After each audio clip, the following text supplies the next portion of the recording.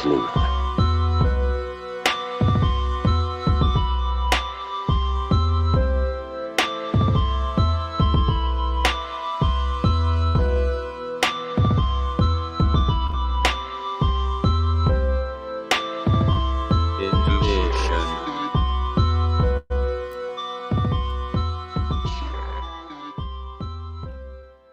What is up, everybody?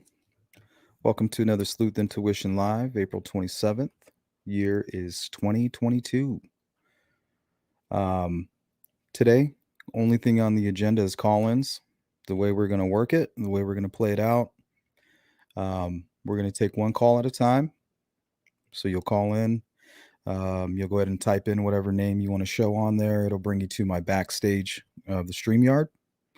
You can select whether you want to show your camera or not. You don't have to disclose your name. Nobody will know who's calling if you don't want them to. If somebody calls in while we're taking a call, that person can hang out backstage. And then when we finish up with the caller, we'll bring you live and we'll take your questions or your comments. But first, there was some new information with the Lily Peters. So we're going to go ahead and take a look at that first. I think it's about 13 minutes long. Some new information on that. So we'll play that first. But real quick, let's check out the chat. Glenn, welcome to members. Definitely glad to have you. Make sure you go say hi in the community page. We want to keep that very active and personalized for members.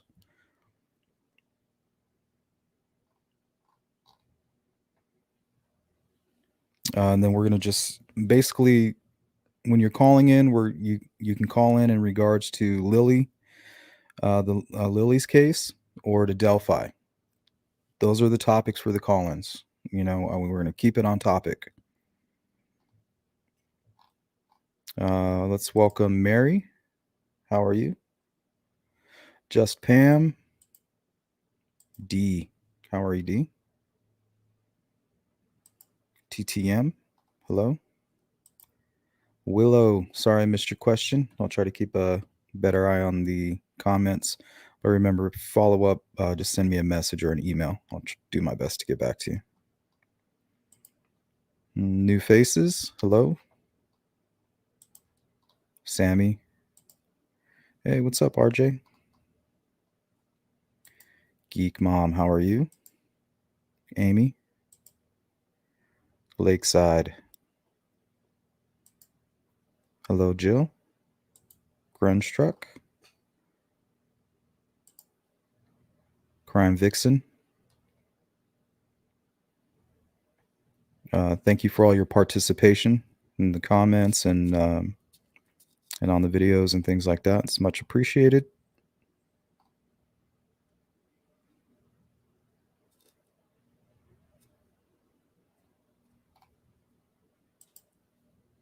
Hello, Jenny. Good to see you again.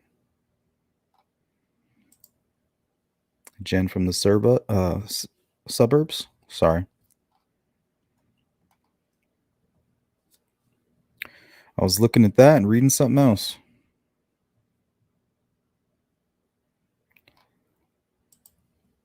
Bee's Knees. Hello. Tina, welcome.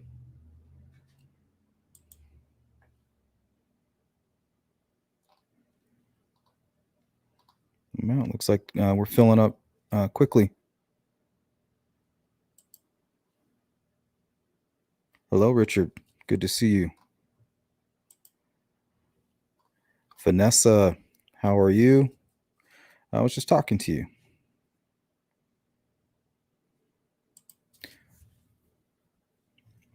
So just remember the call-in link is going to be pinned to the top of the chat. Just scroll back up to the top. And if any of the mods feel like it, they can go ahead and repost it for anybody who's having trouble. And if you are still having trouble, I'll do my best to get that posted back up there for you. So let's go ahead and take a look here. I think this is the deposition hearing for the juvenile suspect here. And it's pretty alarming. It's pretty upsetting. Um, so there is going to be viewer discretion advised. Um, it's one thing to think about these crimes, and then it's another to actually just see it unfold in real time and have to listen to the details. So viewer discretion advised here.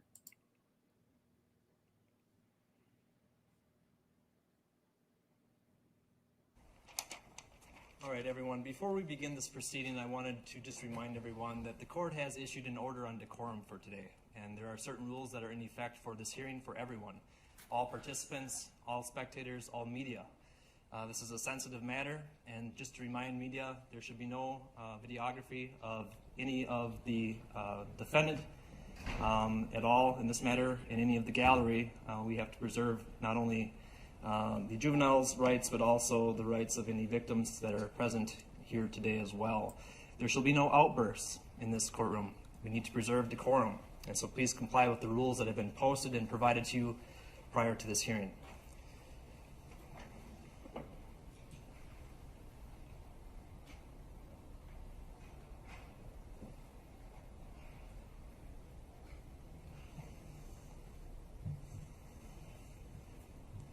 Attorney Newell, would you be able to call this matter? I would ask that the parties refer to the juvenile with the initials for us to proceed, and then give the appearances. Thank you.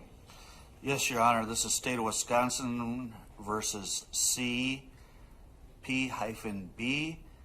As yet doesn't have a case number. The state will be filing the criminal complaint as soon as I'm done, I guess, introducing the case. Wade Newell, District Attorney for Chippewa County, appearing on behalf of the state.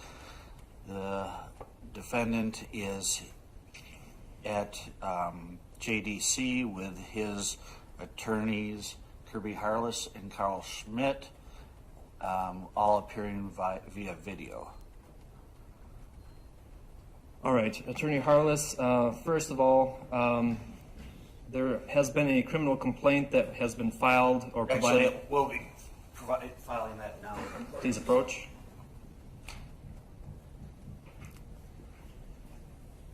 And Attorney Harless, have you been able to receive a copy of that criminal complaint and discuss the charges and maximum penalties with your client?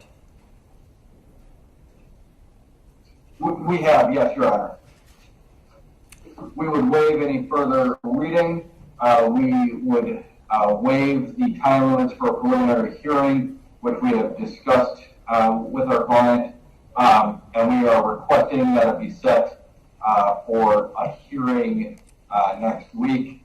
I believe there's still decisions to be made as to counsel moving forward, so I'd like to have it delayed for 1 week in order to have counsel permanently assigned and make a decision from scheduling from there. All right. Attorney Newell, did you have any arguments on bond for this matter? Yes, Your Honor. The state is requesting a $1 million cash bond with the condition that he have no contact with any juveniles and not possess any dangerous weapons. The state understands the state is asking for a very high cash bond for a defendant of 14 years of age, but given the statements that the defendant made to law enforcement that his intention was to rape and kill the victim from the get-go when he left the house with the victim going down the trail, the state believes that there is a need to protect the community and also a concern regarding the defendant fleeing, given the severity of the punishment he is facing for all three of these charges. That gives him a very big incentive not to resolve the matter and to flee the area, but the protection of community also is necessary in this case, given his statements, once again, regarding his intentions and also his statements regarding the fact that when he did get off of the trail, punched the victim in the stomach, knocked her to the ground, essentially strangled her, hit her with a stick before strangling her to the point of death before he then sexually assaulted her.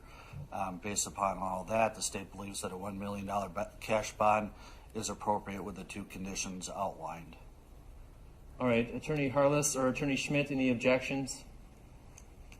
Yes, Your Honor, to the cash amount. This is Attorney Schmidt. I'll be addressing the bond argument. We're asking the court to impose a $100,000 cash bond. We agree that cash is appropriate in this case. The charges are extremely serious. We do not feel that setting bond in excess of $100,000 is necessary or appropriate in this case. We do not believe that Mr. PB is a flight risk. He is 14 and an 8th grader. He cannot drive.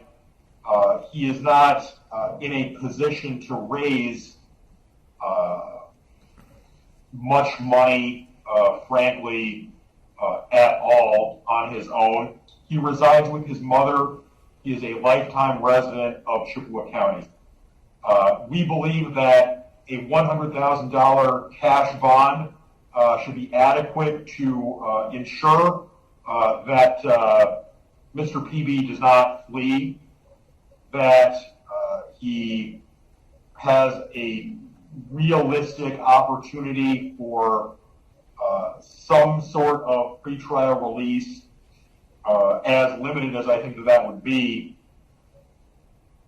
I believe that in light of his age and that circumstance, that setting that bond any higher than $1,000 is far beyond what's necessary to serve the goals of bail. I think that all it would do would be essentially to index distaste at the details of these offenses. That's all then. All right, thank you. All right. Sup, the court Cromda? has considered the arguments of counsel here today. This is a serious charge, and because of serious charges, there are serious consequences, which gives a greater incentive for individuals not to want to return to court when they are facing those charges.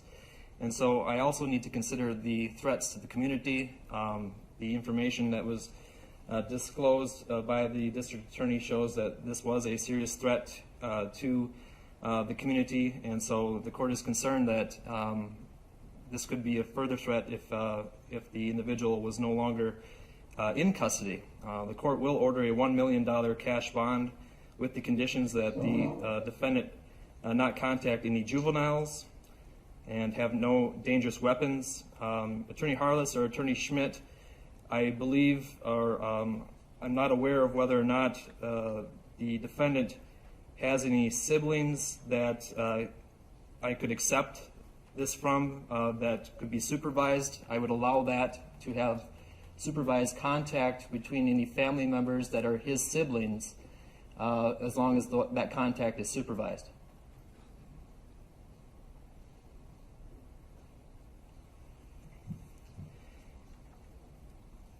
The time limits for the preliminary hearing have been waived. However, there is a request for a hearing next week to determine whether counsel would need to be updated for the defendant.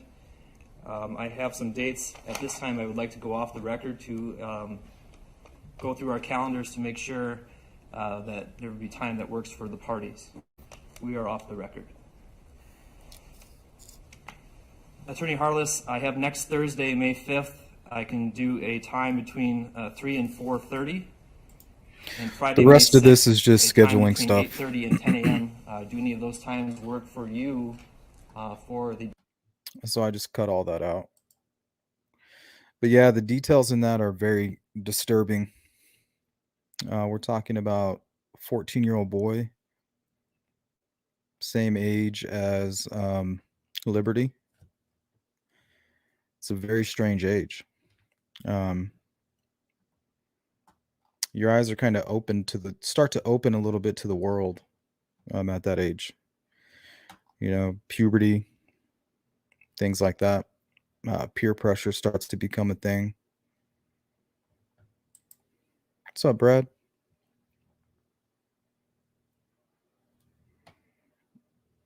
I think they're having a little side combo.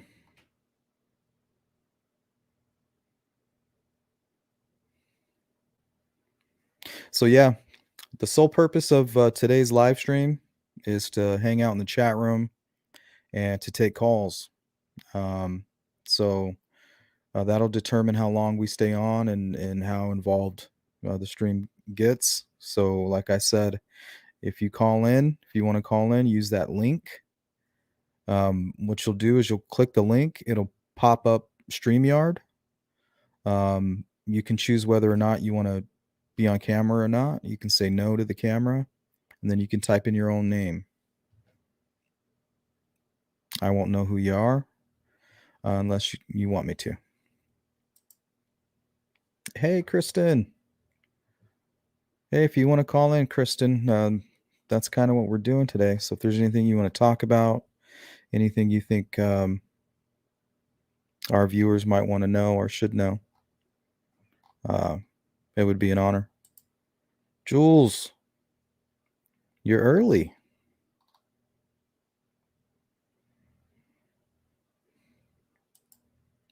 Brad is a new member. Brad, thanks for participating in the members community. I really appreciate it.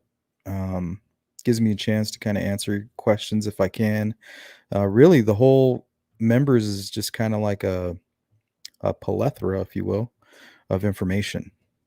So if I can't answer anything, they sure will.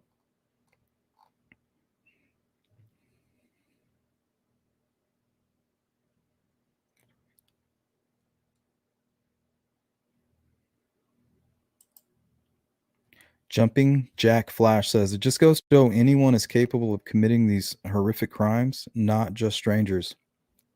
Yeah, it's unfortunate, but everybody who's been paying close attention or, is into the whole true crime thing, we see it it's often. The statistics got to be up there. At one point I heard family was 90%. I could be wrong though.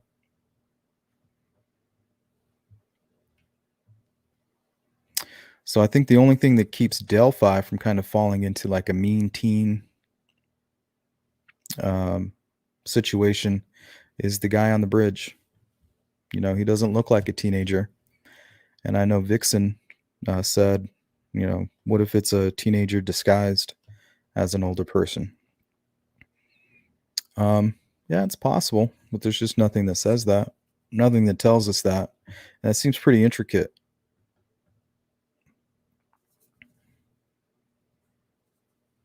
And I wouldn't put it past, somebody around that age, even anywhere between 14 and like 17. We've seen stuff like Columbine and these well thought out crimes, these thrill kills. So, it's possible that it was thought out and, they thought about everything. Especially, what was the case where they tried to mimic the Scream movie? They used their knowledge of horror movies to perpetrate their crimes.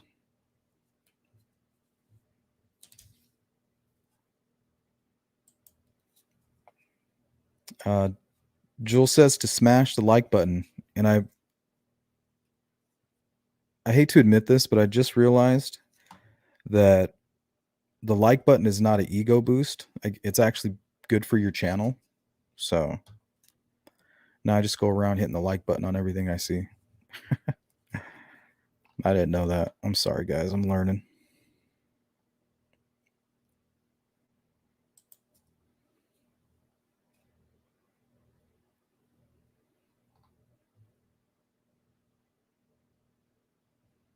RJ made a good point.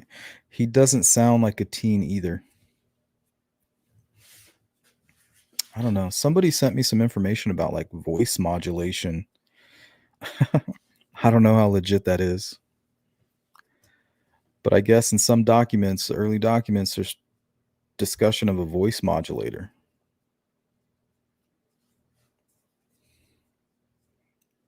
You didn't hear it from me, though.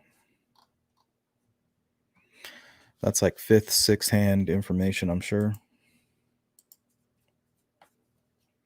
But yeah, in my opinion, the theory's good because, the mean teens theory, I think it holds water if we didn't know what we know about the bridge guy and him talking and him commanding them down the hill and communicating. I mean, we don't know really what was going on with the rest of the call. I mean, we don't know if he was like, hey, get down the hill. Maybe the girl said something and then he was like, well, down the hill. But just from seeing the bridge guy, hearing his voice, listening to what law enforcement has to say, I just don't see there being any type of mean teen situation unless it's extreme. It would have to be extremely elaborate. I don't think that kind of person could hide. That kind of person would be, I think, pretty suspect. Somebody to come up with a plan like that. I think if it's unrelated to Keegan Kline and he was catfishing, casting that wide net, or to quote the investigators, a shotgun strategy there, double phones, communicating with 50 girls every day. Let's say that's going on. And it sounds like the percentage of him communicating with Libby and then her experiencing a situation with a completely separate perpetrator is very possible, considering how wide his net was. Does that make sense? So I think the only question I have right now is, yes, we know that Keegan's phone was communicating with Libby the morning of, but was that one of 50 communications that he had? Did he also talk to like 100 girls? That's just a question that I have. What's up, Inquisitor? Defense attorney can argue how poor the video audio quality is and can ask for the original footage unedited to compare. Well, yeah, they'll most likely just get that automatically.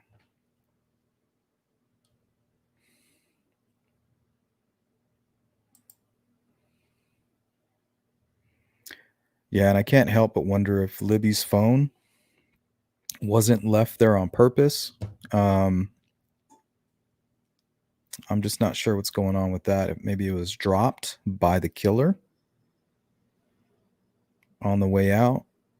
Maybe it's more evidence, lost shoe, lost phone, more evidence of a struggle.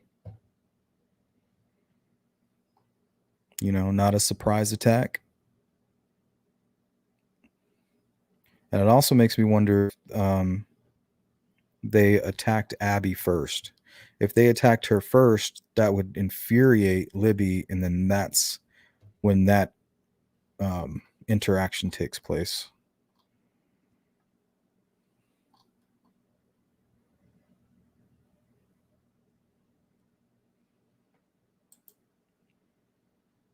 Pepper Hill, the baseball game shooting, which I'm not familiar with that.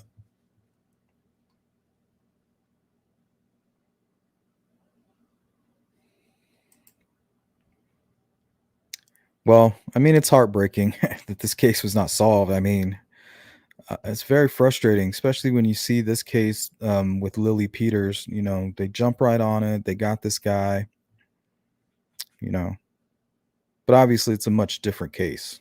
I mean, we were interested in it because of the similarities, more so the similarities with Evansdale. So, but you got the bridge, you got the missing girl, and then you got the body that's found at the same location. We just can't help but wonder when that happens, but it's just a much different situation.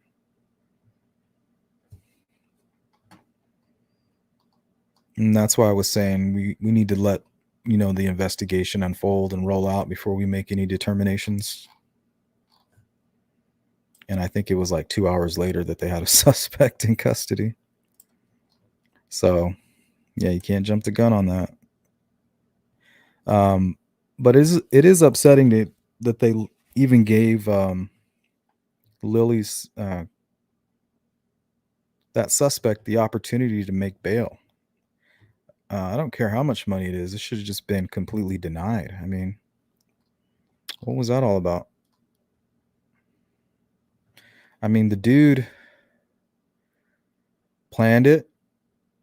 He assaulted her, And then the sexual assault was post-mortem.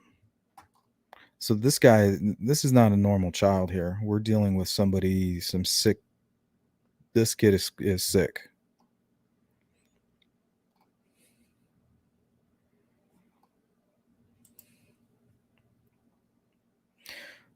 Inquisitor says, I also noticed on the Indiana Packers webcam between 1:30 and 3:31, there's a black truck with a green decal on the side doors, which goes past a white van. Yeah, I have some images from that footage. There's that van. There's a van there, I think, that's broke down. And over the length, I think, of over 2 days, they fix the van and then they finally leave. So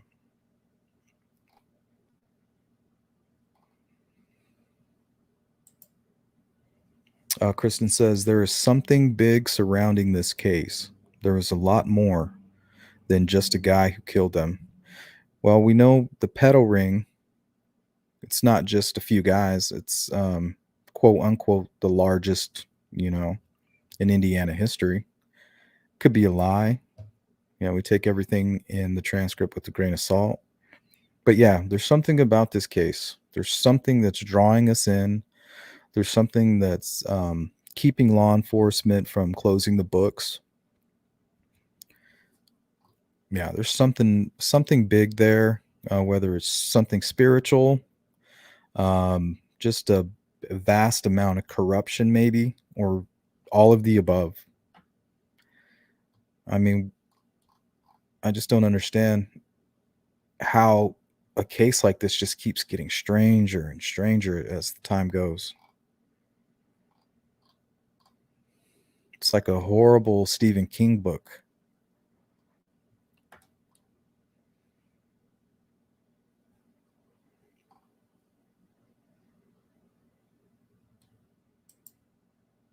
Lakes, I said, I couldn't believe they had him in court today. I hope they keep him off the streets. Actually, I think he was, I don't think he was in the courtroom. Towards the end, I think the part that I didn't record was them discussing him viewing the deposition on video. And the judge was kind of explaining that what I assumed to be because of COVID, some laws have changed. And then he verified that he gave permission and that he was okay with that situation, the defendant.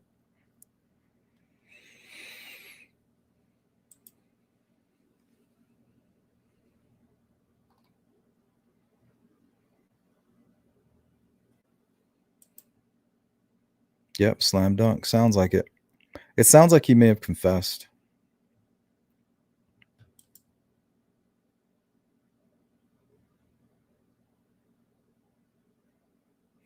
Brad says, there is something that is unclear to me. I'm assuming that's Doug Carter asked about a truck on 2/14/2017. Was that a mistake? I don't ever remember hearing Doug Carter utter the word truck. If anybody can guide me in that direction, that'd be extremely helpful.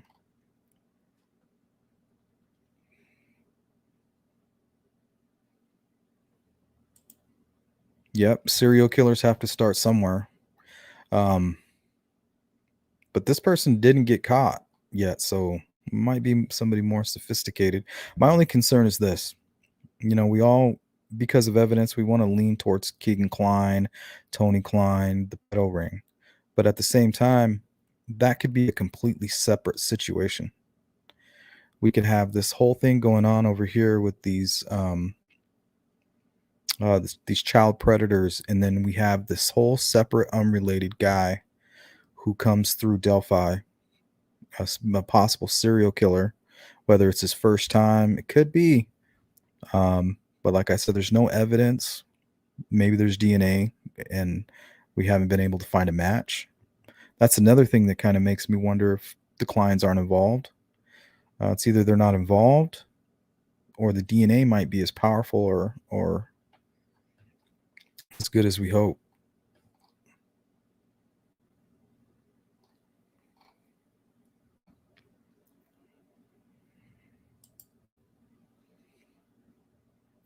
Yeah, and it's unfortunate, Sammy, because he most likely won't be charged as an adult. I'm assuming. Just the way I just got that feeling. So I mean, he might. Who knows? He's not gonna spend the rest of his life in prison, and he'll most likely become a repeat offender.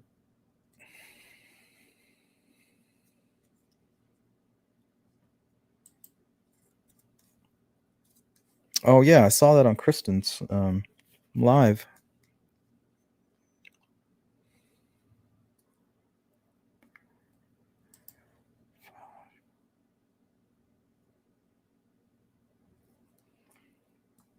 Grunge says she probably knew if he found the phone on her, it would be destroyed, so she dropped it. Yeah, that's possible. Looks like we got somebody calling in, so give me a second.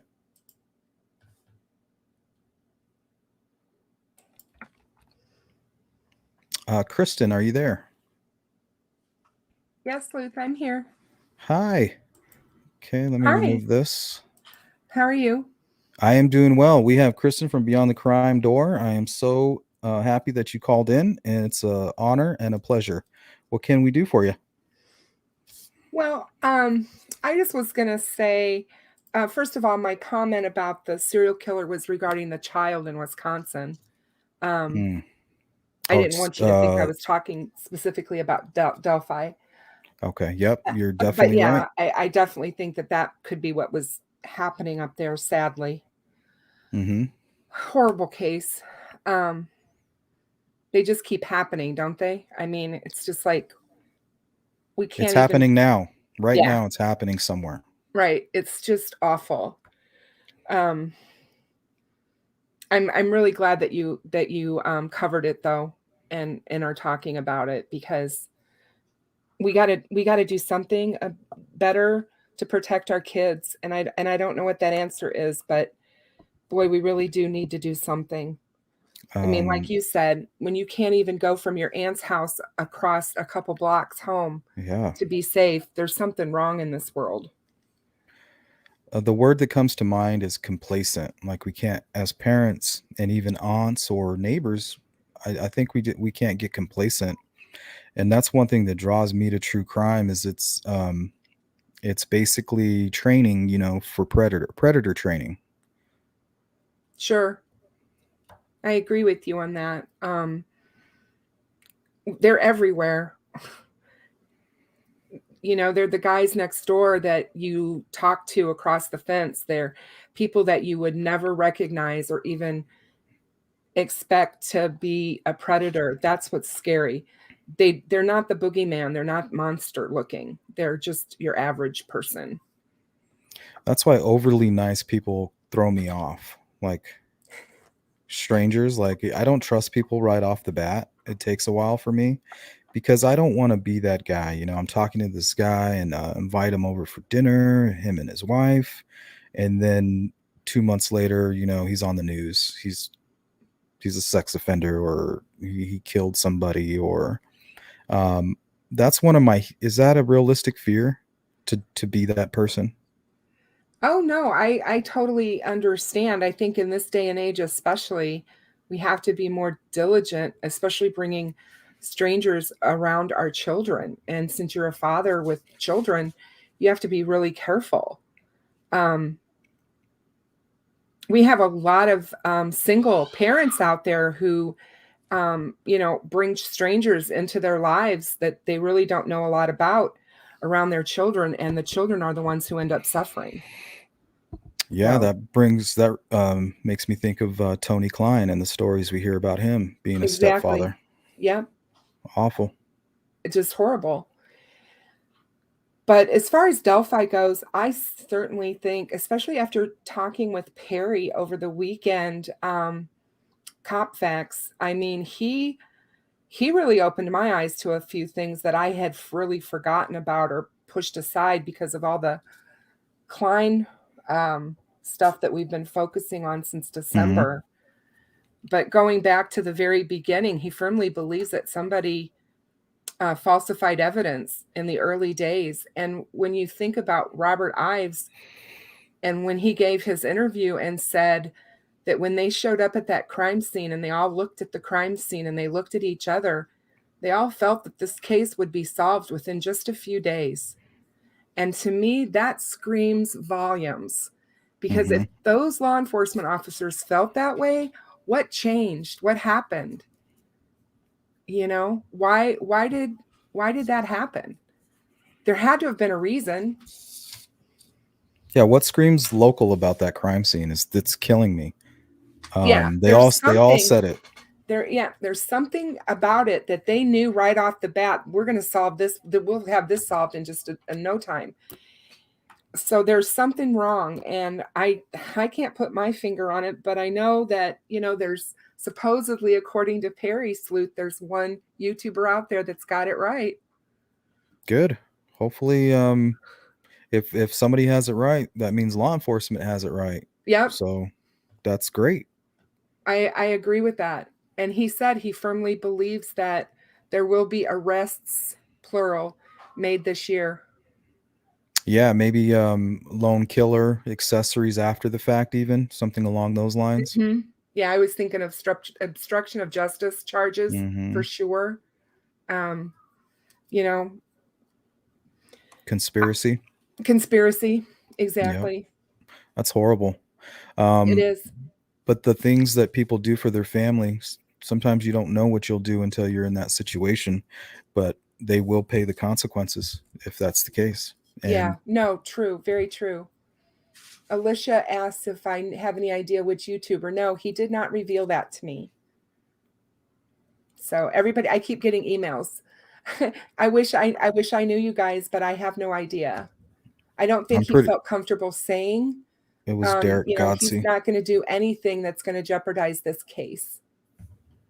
So you have to remember that he's a retired law enforcement officer, and he really takes all of this stuff seriously. So. And I'm sure he has some kind of inside information. Oh, I think he does. Not only that, but I think his wealth of information from just being a homicide detective for so long, you know, in Colorado Springs, I mean, he was asked to actually go in and work on the John Benet Ramsey case, which I didn't know. And they had 4 active double homicides in Colorado Springs at the time that he wasn't able to go. But yeah, he's got a lot of experience. Yeah, he can most likely read. That's my grandson. Hi. Hi. Are you saying hi to everybody? Hi. How are you? Good. How are you? I'm good. So you didn't expect that.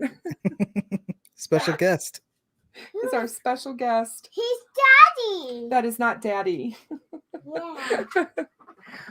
But yeah, I just wanted to say that, and you know, I think there's a lot of layers. I think it's a lot bigger than we think.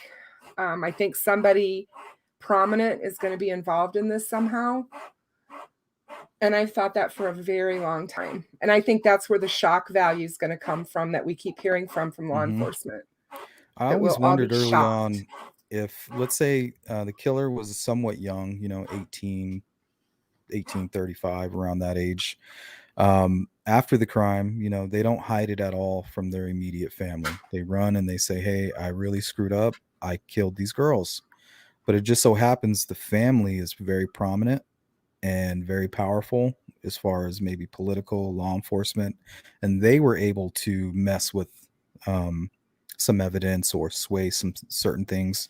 I always felt like that might be something going on, but of course that's all just the speculation that comes along with it. Yeah, but it's possible. It's truly possible.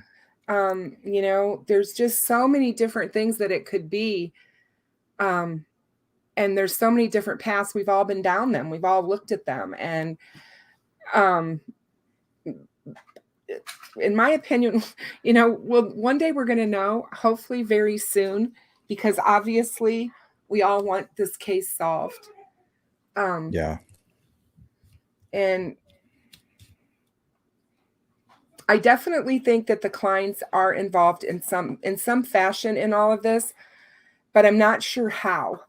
And the only reason I think that is just simply because there's just a lot of things that are pointing to law enforcement thinking that. And either Mhm. law enforcement is putting that out there to throw somebody else off, which is very possible, or they firmly believe it as well. The totality of the evidence, and what we've been hearing on murder sheets where they interview like people that have actually dealt with the Kleins. Keegan, I think he mentioned like, I should have cut your throat, for bringing a friend and stuff like that. So it's those pieces of information that make them seem like, yeah, it's definitely has to do even directly with them in some cases. Right. No, exactly. I agree with that. I think that they are definitely, there's just too many coincidences, and I just don't believe in a lot of coincidences when we're talking about murder. Mm-hmm. So I think you have to look at it and see all the stuff that stacks up. You have to be careful with coincidences, though, because they do occur in That's law true. enforcement, but that's not likely. I think coincidences are attention. They deserve attention, is the way I look at it. And I agree with you. I think that everything has to be examined, and there's got to be a reason as to why things are going on. I've often said, what happens if a lot of this stuff people have talked about, what if the Kleins have been put in the crosshairs on purpose? Mm-hmm. Easy, Which Patsy. is very possible. All of those things could be happening. And if that's the case, that definitely makes you think law enforcement, because who else would stumble upon something like somebody catfishing young children? It would be true. law enforcement. Law enforcement says, hey, these are our guys. They're going to take the fall for what we're about to do. Yeah, and I think that we all, waver back and forth with what we think one day and what we think another. Mm-hmm. I mean, that's what's so frustrating about Delphi is that I was saying to Perry when I interviewed him, I've never seen a case with so many POIs in my life. I mean, all the people of interest that people have talked about over 5 years in this case is crazy. And you don't want to get upset with law enforcement because they need our support. But at some point, you're like, what the heck is going on here? Mm-hmm. Nope, exactly. And you have to remember, it's small town America. And whether we like it or not, small town America is policed a lot differently than our cities. And there's more of a good old boy network kind of that goes on in small town America. And I'm not saying that there's anything nefarious going on with law enforcement in this case by any fashion, but it wouldn't surprise me if we do find out that there's something there. There's got to be some kind of explanation for the strangeness that's involved with this case. Yes. And somebody's dirty fingers are all over that. And one day we'll find out. Yep, one day we will. So, but yeah, that was all I really wanted to say. I'm glad that you had me on, and it's always good to catch your lives. I don't get to catch them very often. So, Kristin, how can people go check out your latest stuff? I know your YouTube channel is booming right now. You just did an interview with Crime Facts, right? I did it with Cop Facts on Saturday night. I'm sorry. Yep, with Perry Freeman, and I have Skip Jansen and Fig Solves will be on Thursday with me to talk about Delphi. So just come over to Behind the Crime Door and check that stuff out. They can certainly do that. I would appreciate it. Kristin's very busy, so make sure you guys go subscribe to her channel. That way, when those things pop up and she gives you the notifications, you'll get those right away, and then you won't miss out on those live streams. Thank you, Sloot. That's so kind of you. But thanks for calling in. Not a problem. You have a great rest of your day. All right, I really appreciate it. Pleasure is mine. Have a good one. Be safe. Bye. Bye-bye.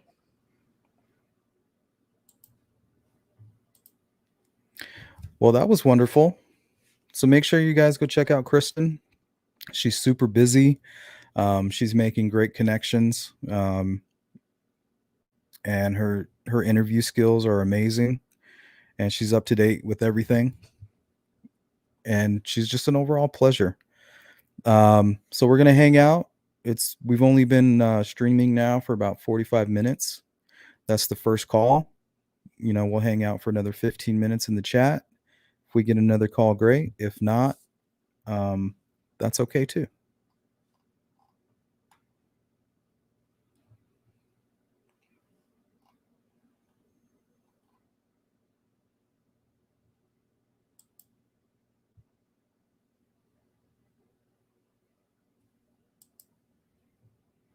Yes, Willow. There was a teacher coach arrested for child porn in that area as well a year or two ago. I remember reading about that. I think I may have covered that. Pleasure's mine, Kristin. Thank you so much for calling in today. You made the show.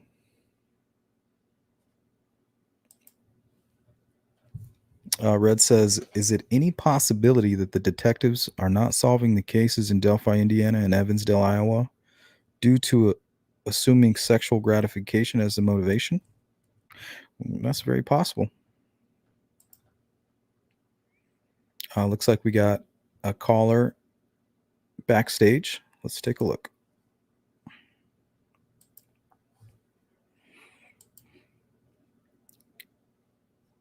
Geek Mom, are you there? Yes, I am. Okay, just one moment.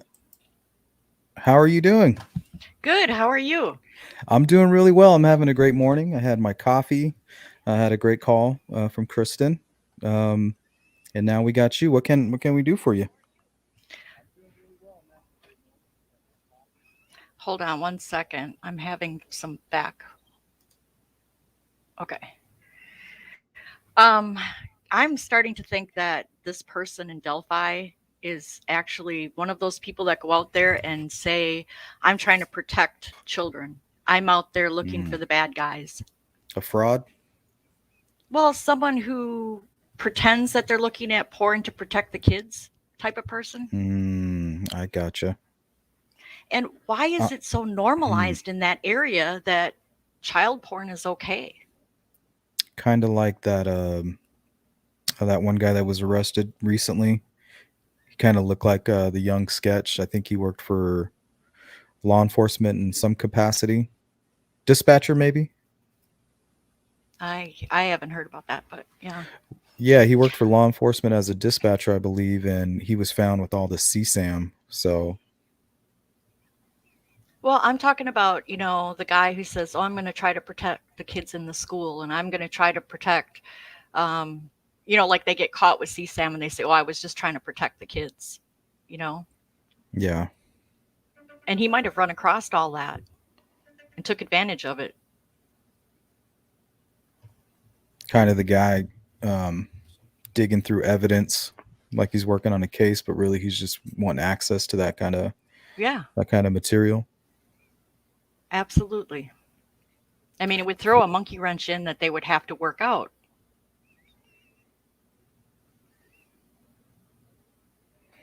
But I also want to talk to you about how awful it is, that it's a family member with Lily's case. Yeah, that was so upsetting. Well, I got to tell you, living in the Midwest in a small town, your family members grow up and they leave because there's no opportunities here. And then other family members go all over the country to visit. And I mean, they grab the kids, they hop in the car and they go. And they visit people all over the country. And the kids get bored and they grab a bike. There's always an extra bike. Might be a boy's bike for a girl or a girl's bike for a boy. But they go check out the area. And as they grow up, they know that area. So, Delphi might look like a local, but maybe they just have a family member they went to visit there. Yeah, that reminds me of when I was a kid and I would go camping. All the young kids, we would go explore the other campsites and try to find all the other kids. We'd make new friends, get a little girlfriend or a little boyfriend or somebody, and you just run around like a little group of kids that just met. Yeah, absolutely. Yeah, you meet neighborhood kids when you're out there with your cousins and your second cousins, and eventually third cousins get to know each other. I remember going to my great aunt's house and meeting third cousins, and my family live all over the country. So you think about a bad guy hopping in the car as an adult, going to visit those same people. These cases could be all over the country. Constantly, too. Prevention is the only way we're going to fix it. And complacency is the only enemy of prevention, you know? Yeah, but you look at your sister's kid and you're not going to think, oh my God, that kid is a bad guy. He's going to hurt my kids. Yeah, it's just not something you're going to do. That's why it was so upsetting to me when I heard exactly what happened,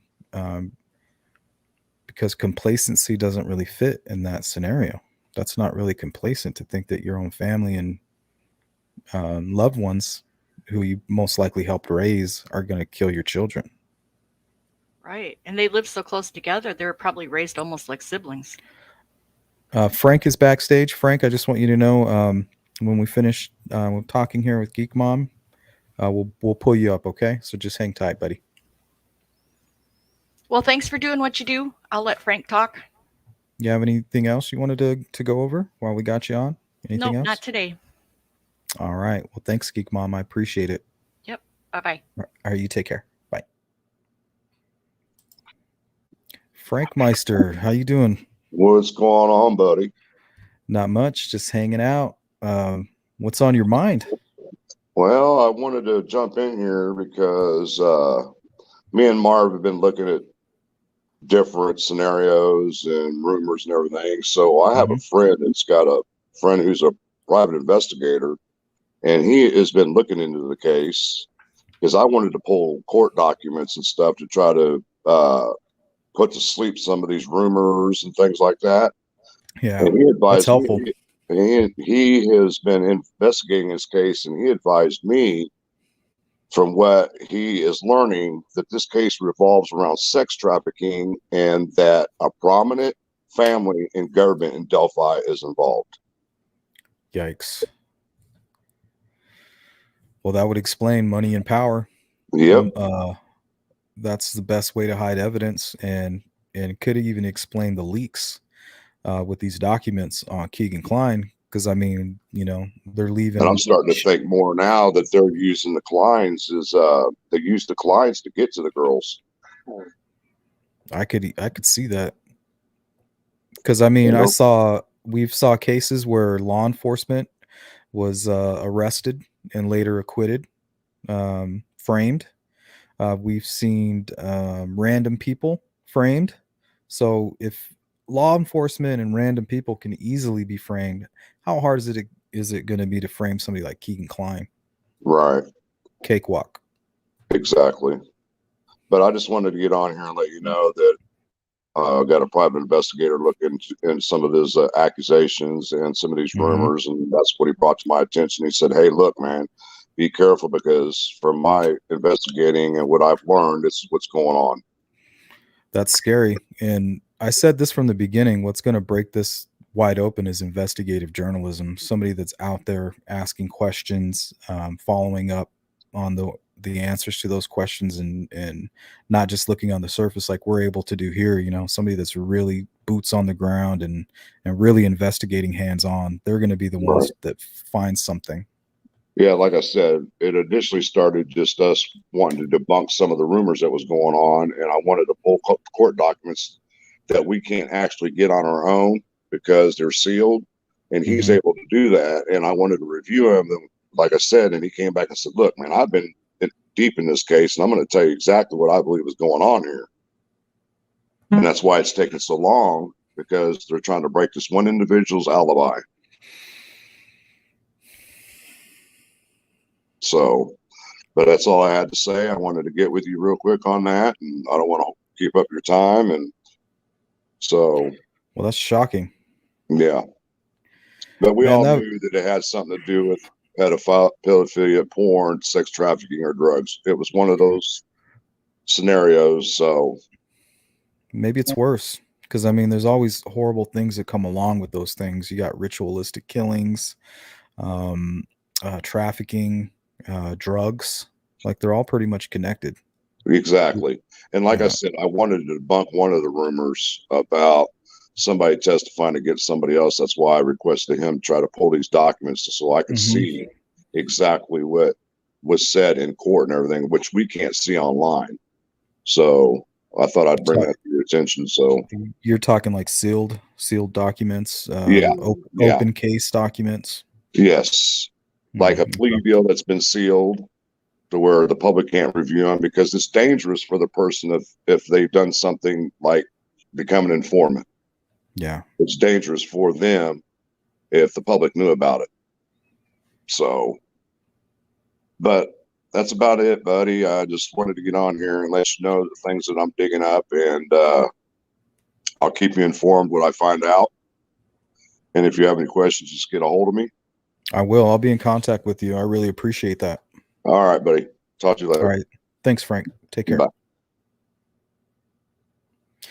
Well, we hit the hour mark, so we'll just hang out here another 5 minutes. We had some great calls. I really appreciate you guys participating in today's live stream. Kristin, Geek, and Frank, three of my favorites. I really appreciate you guys and everything that you do as well. It means a lot to me to have you guys call in like that.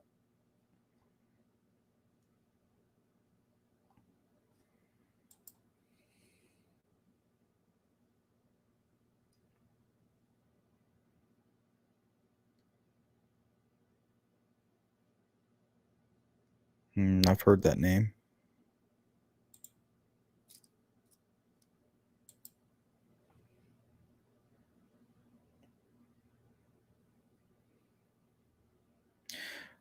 I'm not sure if they can make a lawful request, but I'm sure they know how to get their hands on them.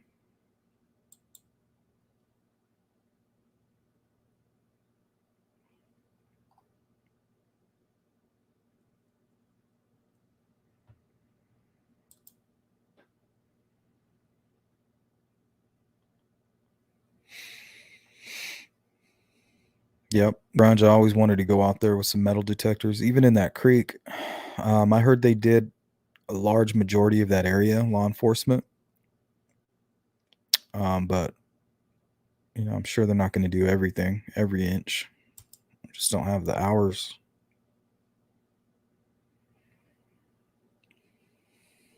It would be horrible, just, but what else would be causing this holdup? I mean, it just doesn't make any sense.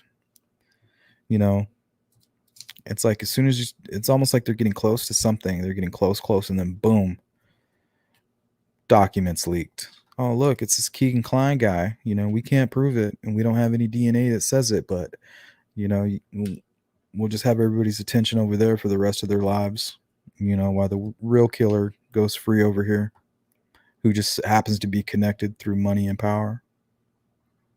I mean, it's possible.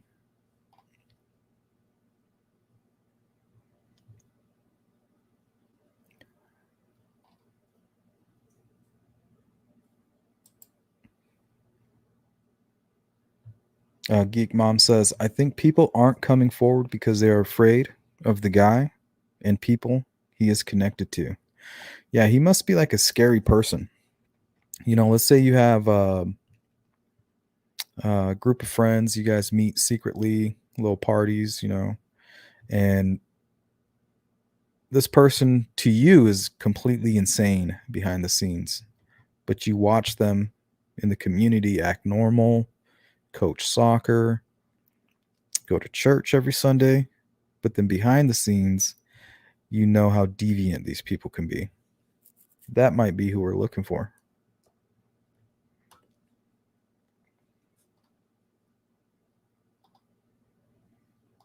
It just seems like we have so far to go.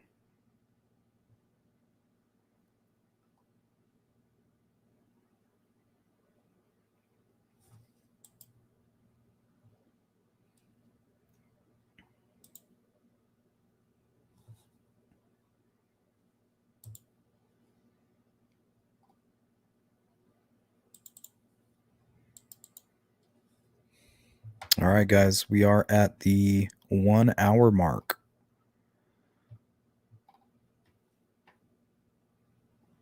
So we will be wrapping it up here. So make sure you guys go subscribe to Kristin, Marv, and Frank and them. They're doing great stuff. Make sure you like and subscribe to this channel as well. Apparently liking it helps my channel. So the more likes, the better. So hit that little thumbs up button or the thumbs down, whichever.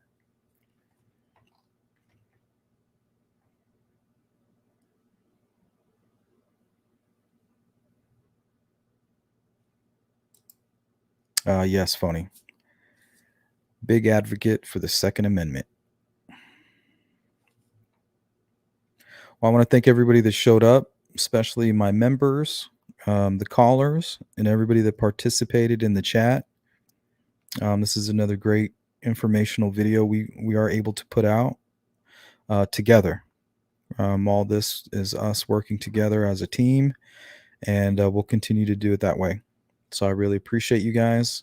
Members, we're going to try to check in with you a little bit later today and see if we can't get something put together for you. If not, a couple little videos, just maybe just a quick meeting. That way we can say hi to all the new members, give them an opportunity to kind of see how we operate behind the scenes and stuff like that. Okay, guys? I really appreciate it. Take care. Have a safe rest of your day. Slow.